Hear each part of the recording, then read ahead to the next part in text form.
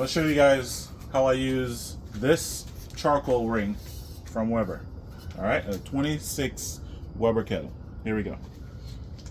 So we have some charcoal that's still lit, and I'm not gonna need any more than this, but this is what's up.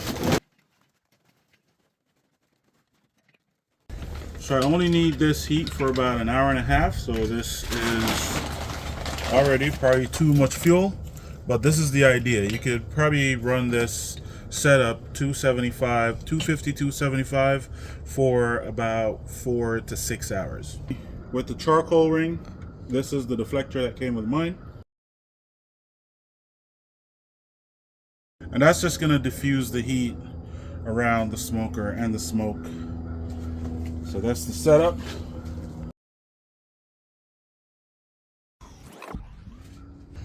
Now with this setup, the vent placement doesn't really matter because the fire is in the center. So we're just gonna let this come up to temp, and we want to see about 285 to 300 on the lid.